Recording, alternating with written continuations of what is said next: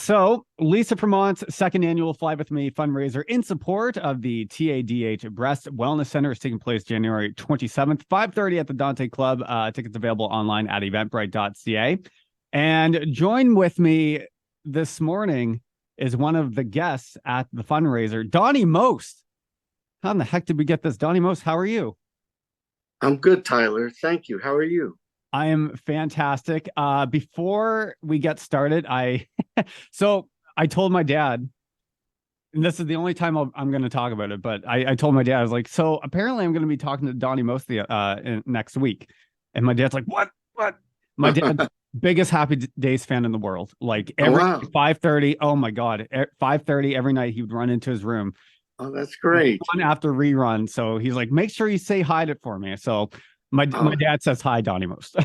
oh, thank you. Hey, your dad's name is Dan, I think, right? Yep. Hey, Yep. Dan. Hey, Dan. Thanks for being such a great, loyal fan. I love There to we hear go. that. Thank you very much. That's so sweet. My dad's going to love that. Thanks for joining us today. How's everything going with you? Pretty good. Pretty good. It's a little early, but not too early. I'm up now, so it's okay. What time is it where you are? It's just a little after 9, so Oh, um, okay. So you're I just behind a little bit. a little bit, but I had a late night, so that's why. But I'm good. You're I'm good. really good. Yeah. Well, we're excited for you to come to Timmins on January 27th for the fundraiser. Just out of curiosity, because I saw your name come up and I was like, Yeah. Donnie Mopes. I'm like, how in the heck? How did you get involved with this year's fundraiser? Well, Lisa Froment, who you said is sort of spearheading this, Yep. right? Um, we became friends. I can't remember if it was LinkedIn or Facebook. I'm not sure. And and then she was telling me about this event, and and she said, would you be interested in coming up and performing Hmm. at our fundraiser? And I said, well, yeah, maybe depending on the schedule and what when it's going to be, and more Mhm. of the details and logistics and all that kind of stuff. So that led to a little more some more conversations, and then all the parts came together, and so it worked out. So I'm looking forward to coming up and meeting the people and performing, and it should be a great fundraiser and a great experience for me. And is this going to be your first time up Northern Canada? Yes, I've been in many of the other cities, but Mhm. not in northern Canada. Dress warm. That's all I'll say. Dress warm. My little bit of advice to you. Yeah, I think that sounds like a sound advice. And obviously, people are going to recognize you as Ralph Mel from Happy Days, but this is real. I know I had no idea. This is all new to me. It's really cool that so you're going to be playing with the Tim Sullivan Quartet, who are from Timmins.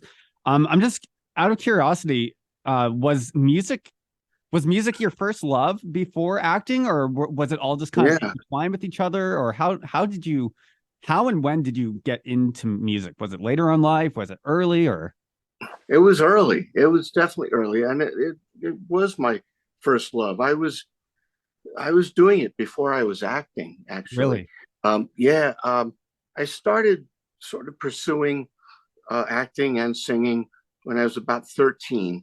I Oh, grew up in Brooklyn, New York, and I would go and take the subway into Manhattan and on Saturdays to go to this school for singing and acting and all that. And but then I was really focused a little more so on the singing than back then. hmm.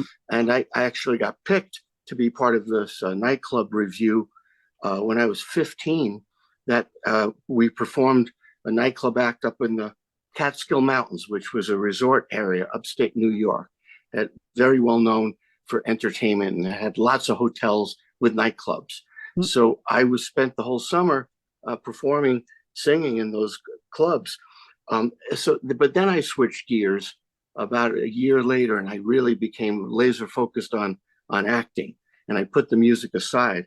But but through the years, I used it. I mean, I still always loved it. Right. I love singing.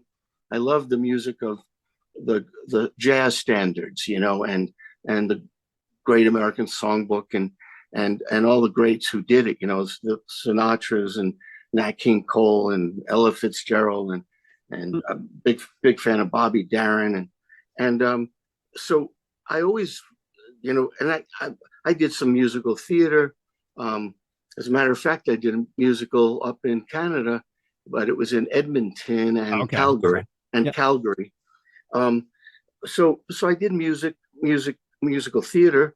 So and I would sing on different occasions. I would do it, but I decided to really go back to it in a bigger way about 9 years ago, and I put together a show or whatever, and started doing jazz clubs in Los Angeles, and then I did some in New York and Chicago and other cities around the country, and then it led to me doing a CD, which was 6 years ago. It was called Mostly Swinging, and it was a great swinging, big band, Yeah. and really great musicians and hot arrangements, and it was a blast. So that came out, and then now recently I just had a new CD come out. It's called New York High, and it's doing real well. There's a chart in UK called the Heritage Chart, and it goes out to 80 countries, including Canada. And one of the songs, actually the title song, New York High, it was number 6 on the Heritage Chart last Oh, wow. week. Good for you. Yeah, so I was real excited. It dropped a little this week, but hopefully it'll come back up. We'll see. So this is, I'm so happy to be back to doing this. Not that I've given up the acting. I've actually been pretty busy doing a bunch of films in the last few years. Just did one a few months ago. So I'm still doing that, but now I'm bringing the singing into the mix, which I'm enjoying so much. And that's kind of cool. You said it's only been the last 9 years that you really brought it back. Just really quick, what was there something in your head that just triggered that you're like, gosh, I just missed the singing, I missed the music side of things? What made you decide to kind of revisit that endeavor? That's a good question. I mean, interesting question, because what happened was, one of the reasons I didn't continue pursuing the singing back, let's say in the 70s when Happy Days was a big hit. Back then, the music that I'm talking about, it had kind of a downturn where it was looked upon as passe a little bit. The standards and even the jazz standards. It was looked on like my parents' music or my grandparents' music, even, because these are songs from the 20s, 30s, and 40s. And depending on the arrangement, it could feel more modern. And we brought it up, a little bit up into this era, but it was hard to pursue that kind of music then. Right. So what I did was, but then it had a real resurgence. In the 80s, Harry Connick did a song, and When Harry Met Sally, he did It Had to Be You, and that kind of brought it in a little bit. And then Natalie Cole did an album dedicated to her dad, Nat King Cole, and that was a big hit. And then other people started doing it. Diana Krall, who I love, and then even singers like Rod Stewart did several albums of standards of this kind of music. So I guess, and then what happened was I was in the hospital for something about 9 years ago. Everything turned out fine, but it was a little questionable for a few days or more. And when I came out of that, I think that's when it hit me. It was like, hey, if I'm ever going to do this, right, I better do it now. Life's the music short, right? Yeah, and the music is now, it's become cool again, and it's much been more, easier to get out there and do that genre of music. And it's not like I'm getting younger. So that kind of was the catalyst, I'd say. And that's really cool too. It's a nice little lesson. It's never too late to kind of follow what you want to do, right? Yeah. Yeah. I'm so grateful that I'm able to do this now. And, I've been getting great response, and people, are I'm really loving the music. And so that kind of feedback and enthusiasm that I didn't know what to expect at the beginning. Hmm.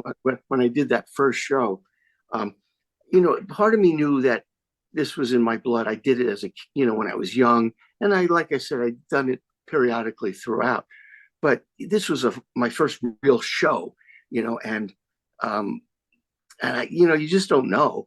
But it went great, and people were going, "My God, we didn't know you could sing like this," and how come you didn't do more on Happy Days and all that? And that's a whole other story.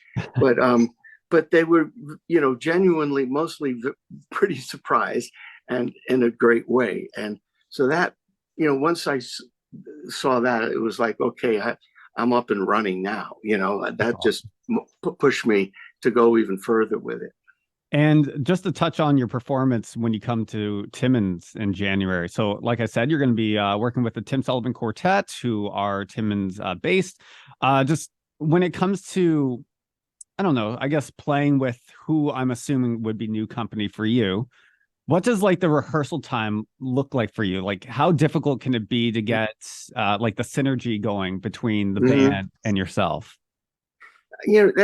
That's tough to answer because it depends. It Mm. depends. Like in I've done the music with up between 4 pieces up to 17 pieces, Oh and wow! I've done it with 17 pieces where you just bring in your music. I have a musical director, but it's all written out for each part. And if the musicians are great readers, if they can read music real, and some of them are incredible, they look at it and they read it, and they could do it like you think they've been playing it for like 6 months. It's unbelievable.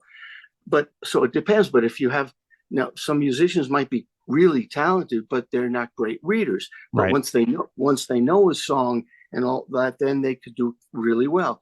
I'm not sure um, what this quintet or whatever, Yeah. what their style is, but my musical director is probably going to be in touch with them, and he might get some music to them in advance. I don't, I'm going to Right. find out. I'll talk to him. He might be able to get something to them. And then I think what we have scheduled is a rehearsal the day before the Okay. event. I So I think that should, if he does a little bit of that lead time with them, and then we have a nice rehearsal, my guess is it should all, there should be that synergy that you're talking about. Yeah, I've seen them and they are extremely talented. So Oh, I'm great. confidently saying that you are in good hands when you show up. Oh, Uh, well, that's great to hear. Thank you. and after your visit in Timmins in January, what's next for you? So where can I know you just mentioned a few minutes ago the second album's out. Where can folks follow along with everything that's happening in the life of Donnie Most? Okay. Well, I usually post, what's coming up in social media. I'm pretty up to date with that, as opposed to my website, which I'm way behind, woefully negligent with that. But on Facebook, they could look up Don Most, and I have a music page and another page, both under Don Most. And then on Z now, I guess it's at most underscore Don, and then Instagram Don Most one. So those would be, and then the website. If I ever hope, I mean, there's some good stuff on there, but to show what's current, I have a bunch of. I'll try to get to it, but that's realdonnymost.com. Perfect. And we'll throw up a link when we post the interview too. And yeah, man, thank you for your time. We look forward to seeing you January 27th for the second annual Fly With Me fundraiser with Elisa Fremont. And yeah, just like I said earlier, dress warm. It is very Yeah, cold here. I definitely will. Well, it's really nice talking with you, Tyler. Hope to meet you when I'm up there. You bet. It's a pleasure, man. We will see you in January. Okay. Absolutely. Take Thank you, care. sir. Have a good day. You too. Bye bye.